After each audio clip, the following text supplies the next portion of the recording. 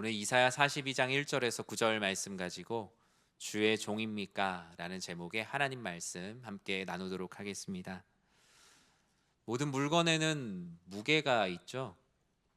그러나 그 어떤 유형의 물건보다도 큰 무게를 느낄 수 있는 것이 있다면 저는 단연 이름의 무게가 아닌가라는 생각을 합니다. 대통령이라는 이름에는 수많은 국민들의 기대와 책임의 무게가 있습니다. 부모님이라는 이름에는 자녀를 향한 하나님의 한없는 사랑과 헌신의 무게가 그 안에 담겨 있기 때문에 그 이름을 부를 때마다 그 이름의 무게의 중함이 느껴집니다. 저는 그 중에서 단연 그 이름의 무게가 무거운 것이 있다면 주의 종이라는 이름의 무게가 아닌가라는 생각을 했습니다.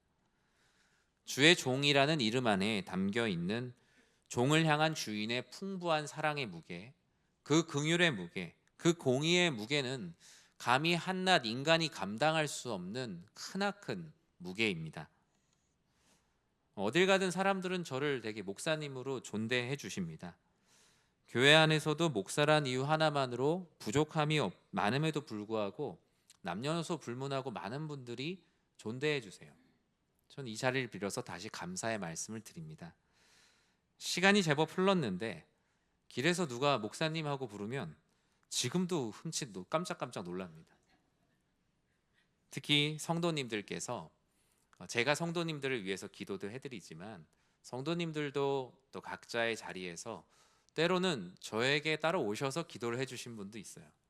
네, 그런 분들이 이게 기도를 하시다 보면 꼭 등장하는 단어가 있는데 바로 주의 종이란 단어입니다. 고개를 들고 있다가도 고개가 숙여지는 단어입니다. 어떨 때는 이름의 무게가 얼마나 중한지 이게 쥐구멍에 숨고 싶을 때가 있어요. 왜 그럴까요, 여러분? 그 무게의 중함 때문이죠.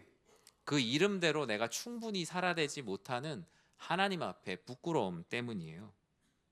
예전에는 그래서 이 단어를 되게 피했는데 말씀을 준비하면서 좀 마음을 다르게 가지기로 했어요.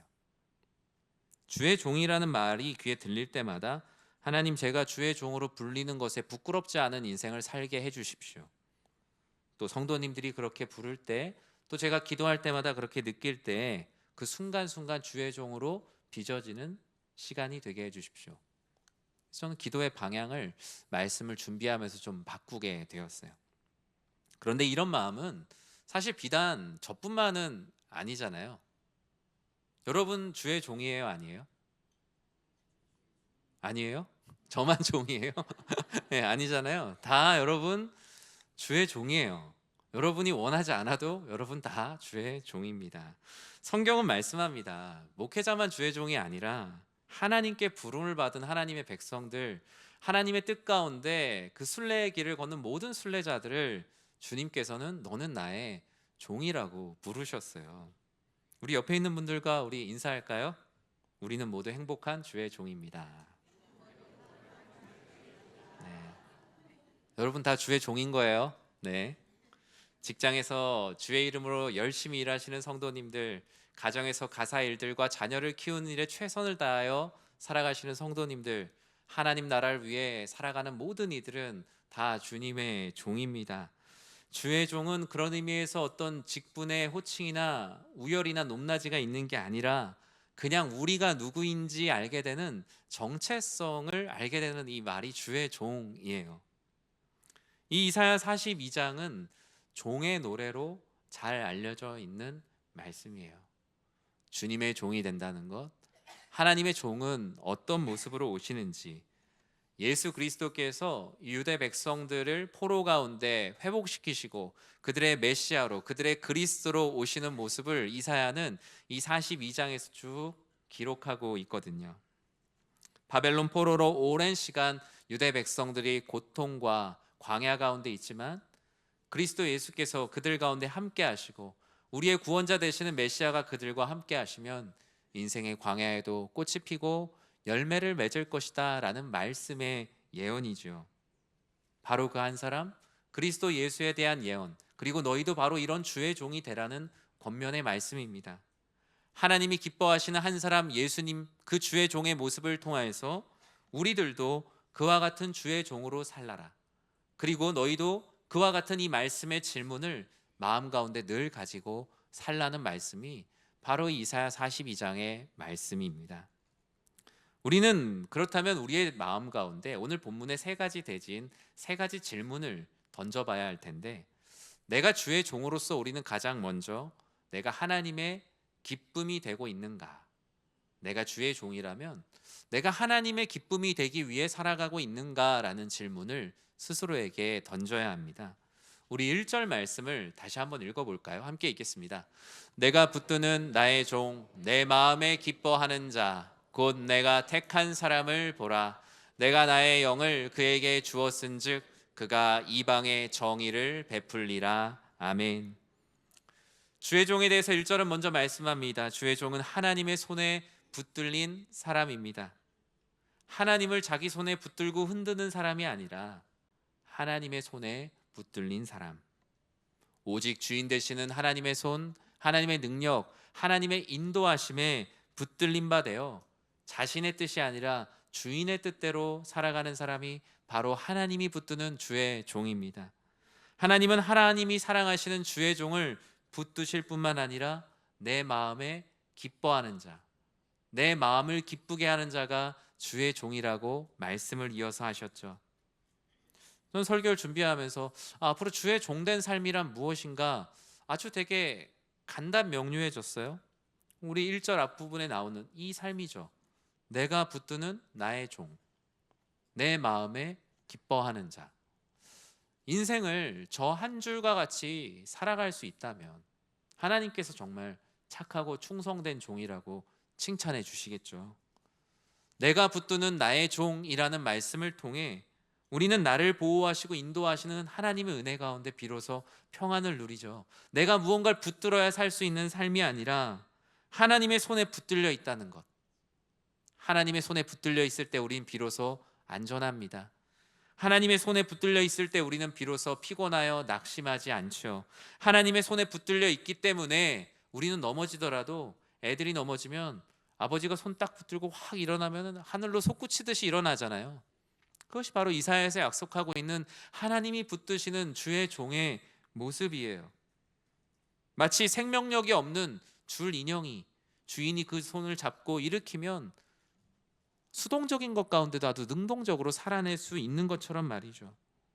하나님은 하나님의 손에 붙들린 주의 종들이 그저 나를 기뻐하라, 하나님의 기쁨이 되는 삶을 산다면 주의 종으로 족하다라고 말씀을 하셨어요. 사랑하는 성도 여러분, 사람의 기쁨이 되는 삶은요, 여러분 피곤합니다. 우리는 본능적으로 사람의 기대를 충족시키는 일에 되게 익숙해요. 왜냐하면 당장 그 결과가 눈에 보이거든요. 직장에서 상사의 눈치를 생각 이상으로 많이 봐요. 가정에서 가족의 기대가 있고 그 기대에 부응하는 게 물론 가족 구성원의 당연한 삶이지만 그 이상의 너무 많은 것을 충족시키려고 하다 보니 나를 갉아먹으며 삽니다. 교회에서도 사실 우리 교회 성도님들끼리 서로 잘 지내면 되잖아요. 여기가 무슨 뭐 엄청 성과를 내야 되는 것도 아닌데 교인들끼리 왜 때로는 마음이 속상한 일이 있을까요? 그냥 서로에게 서로를 사랑하고 서로를 아끼면 되는데 과도하게 서로 간에 끊임없이 평가하고 그 사람의 믿음에 대해서 자신이 가지고 있는 자를 가지고 계속 재보고 불필요한 일들을 계속 반복을 합니다. 그렇게 계속 살다 보면 어느 순간 내가 없어지죠. 사람의 만족은 밑빠진 독 정도가 아니라 그냥 밑이 원래 없어요. 사람의 기쁨이 되려고 하면 그 순간 나는 완전히 사라지는 거예요. 어느 순간 왜 살고 있는지도 잘 알지 못해요. 수많은 사람들이 그래서 나를 찾아간다라고 얘기하잖아요. 나를 찾아가는 여행, 나를 찾아가는 여러 가지 활동들. 그 안에서도 또 공허함을 느껴요. 왜냐하면 내 안에 내가 있는 게 아니라 하나님 안에서 우리는 나를 발견해야 되는 주의 종이기 때문이에요. 그러나 하나님의 기쁨이 되는 삶은 사람의 기쁨이 되는 삶과 정반대의 삶이 됩니다. 가장 첫 번째로 결과에서 자유해져요.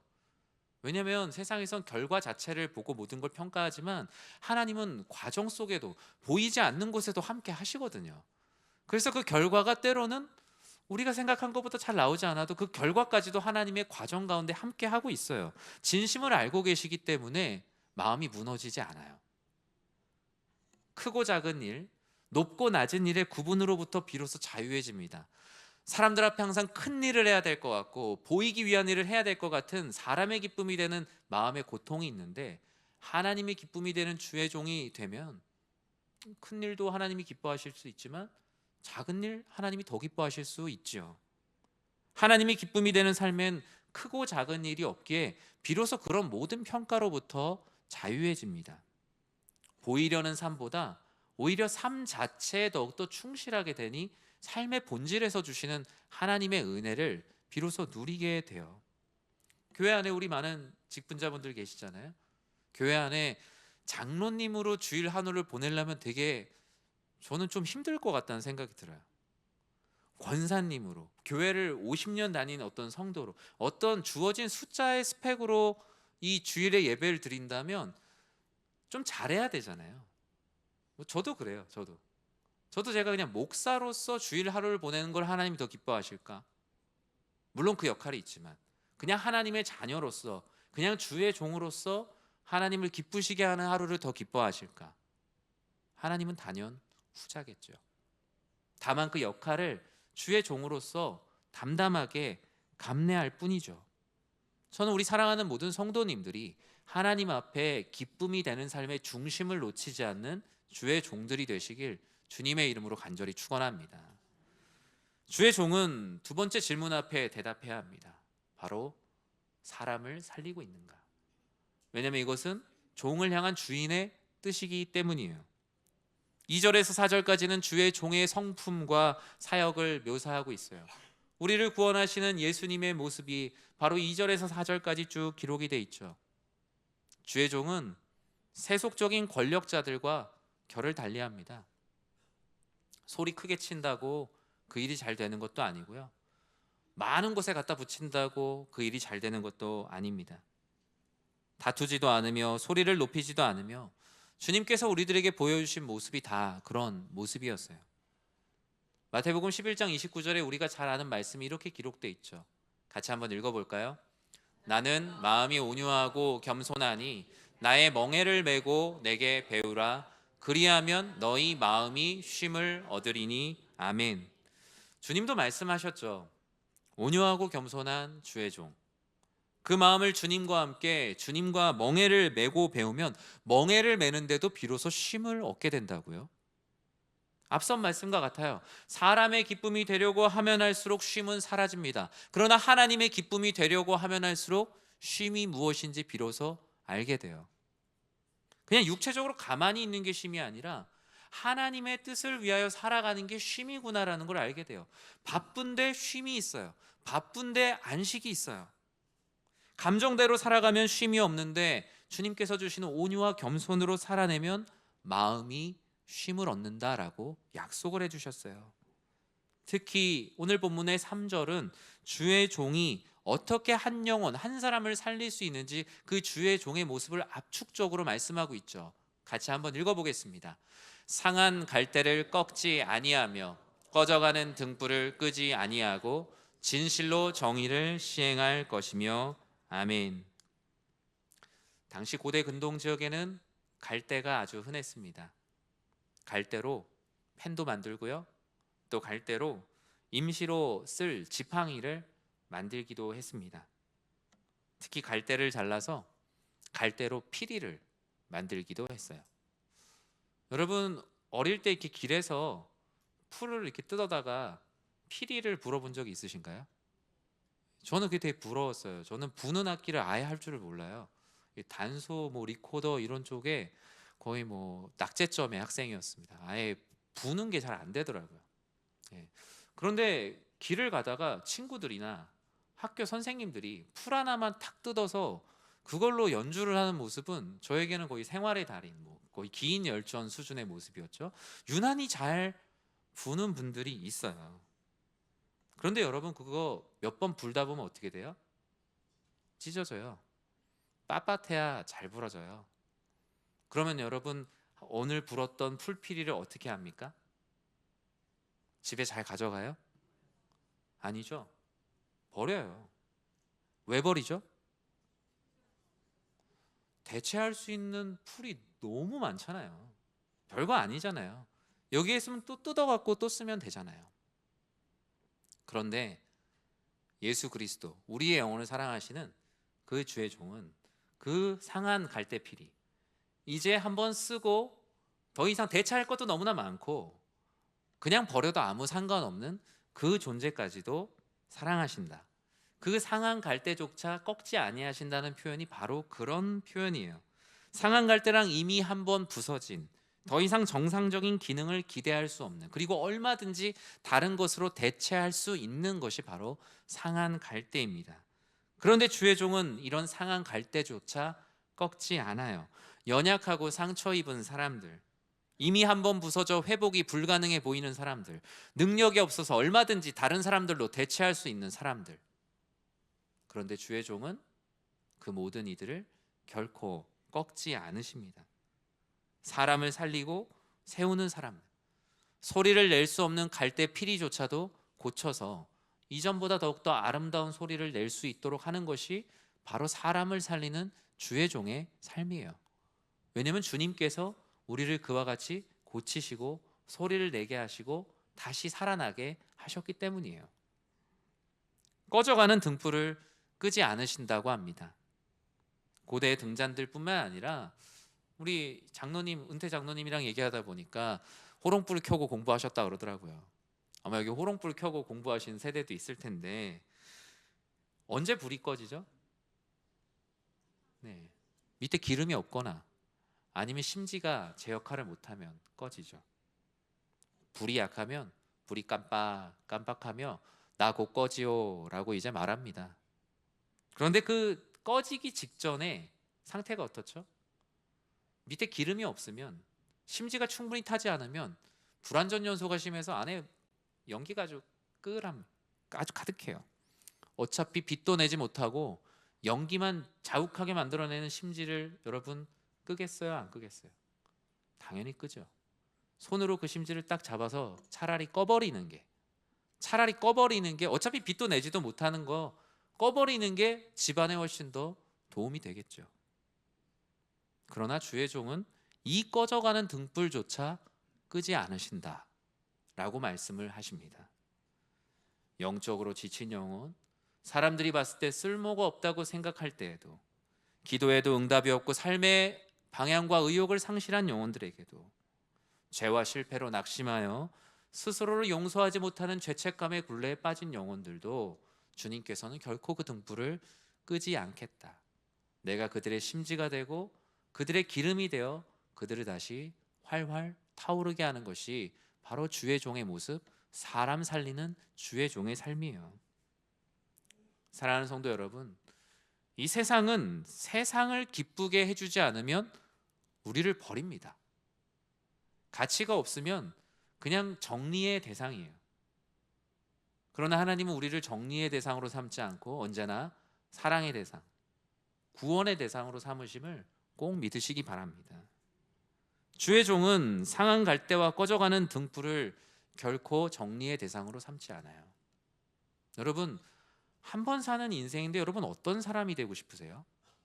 누군가에게 위압감을 주는 무서운 사람이 되고 싶으세요? 와, 저 사람한테 잘못 걸리면 큰일 나. 그런 사람이 되고 싶은 분은 없을 거예요. 그 사람만 만나면 꺼져가는 등불과 같은 사람도 살아나더라.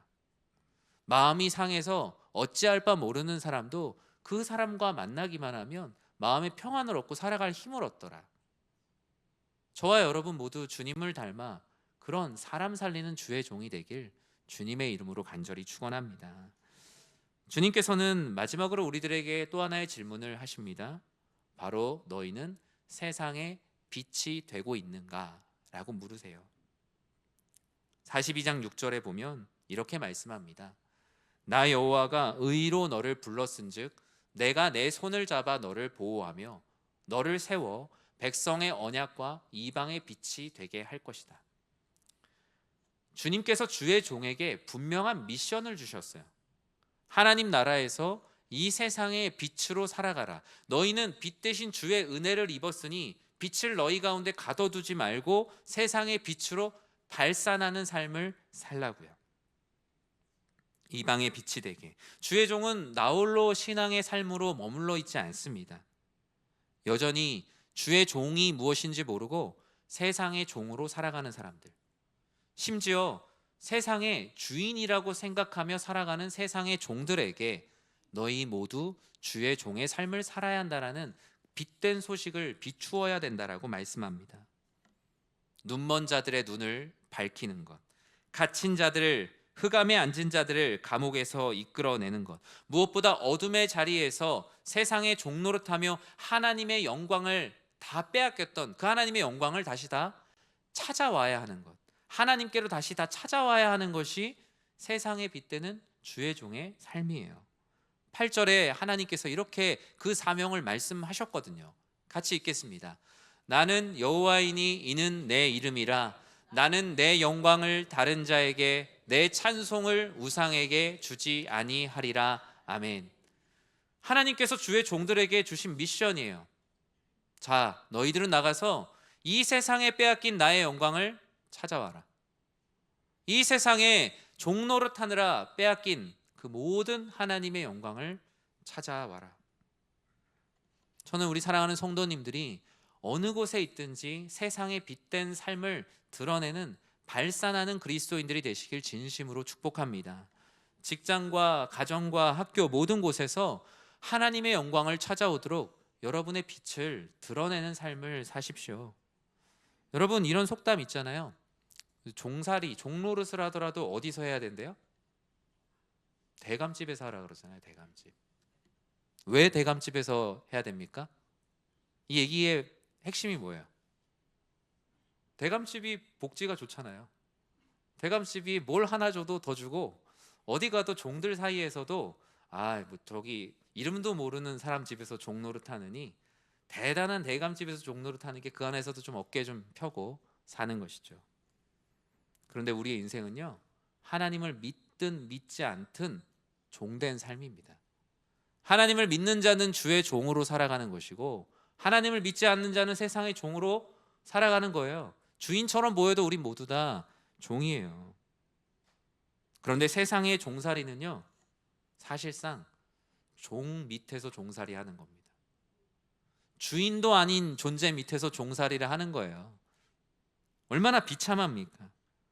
그런데 주의 종으로 세상의 빛으로 살아가는 종살이는 종살이를 하는데 자랑스러워요.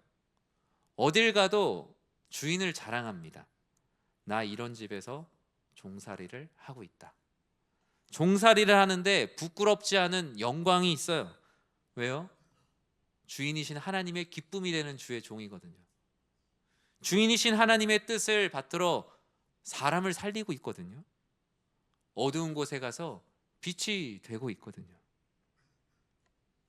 그렇다면 우리는 주의 종으로서 행복한 삶을 살 수 있는 거예요. 주님은 오늘 우리들에게 말씀하십니다. 내가 나를 따르는 제자라면, 나를 따르는 주의 종이라면 너도 상한 사람을 살려야 되지 않겠냐. 꺼져가는 등불과 같은 영혼을 살리는 사람이 돼야지 누군가를 시험 들고 억압하는 사람이 되어서는 되겠느냐. 오늘 본문에서 말하는 주의 종이 바로 우리를 구원하시는 그리스도 예수이시죠. 예수님은 하나님의 기쁨이 되시기 위해 십자가를 친히 지셨죠.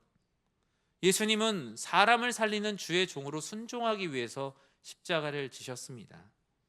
예수님은 이 어둠을 밝히기 위한 세상의 빛이 되기 위해 십자가에서 죽으시고 부활하셔서 모든 영혼들을 정리의 대상으로 삼지 않고 구원의 대상으로 삼으셨어요. 이사야 42장에 있는 말씀대로 예수님은 그 뜻을 신약 성경과 신약 시대 이후를 살아가는 지금 이 시간에도 모든 것들을 이루고 계세요. 주님은 우리들에게 말씀하세요. 너도 나와 같았으면 좋겠다.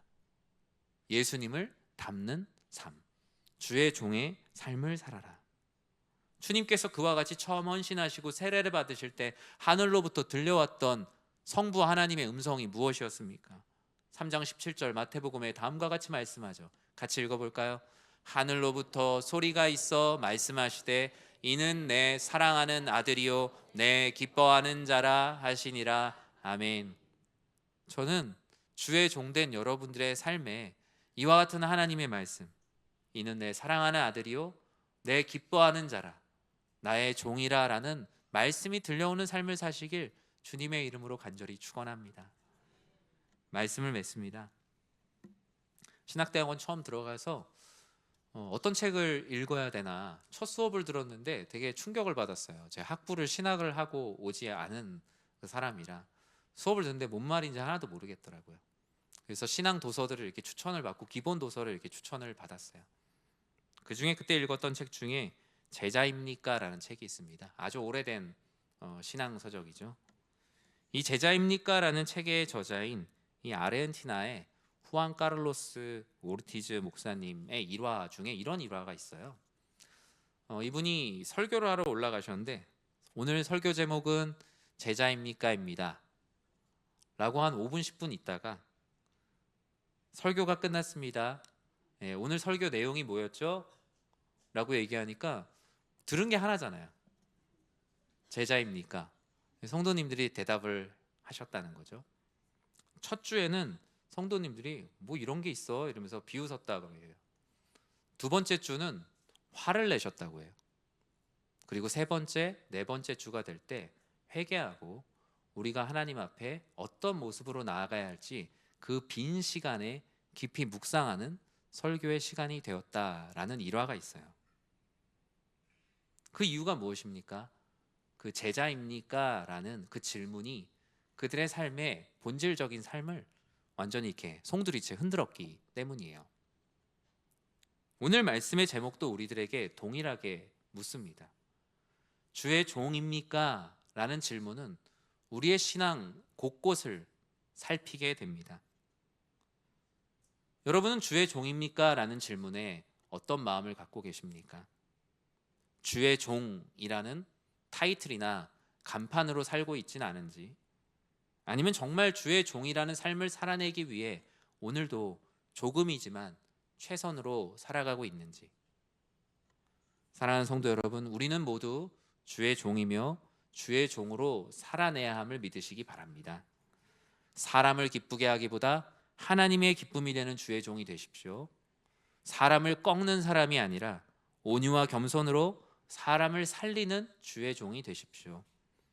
내 삶만 화려하게 비추는 스포트라이트 같은 빛으로 살지 마시고 세상에 빛이 되는 태양과 같은 사람으로 살아내시는 이곳에 모인 모든 주의 종들 되시길 주님의 이름으로 간절히 축원합니다.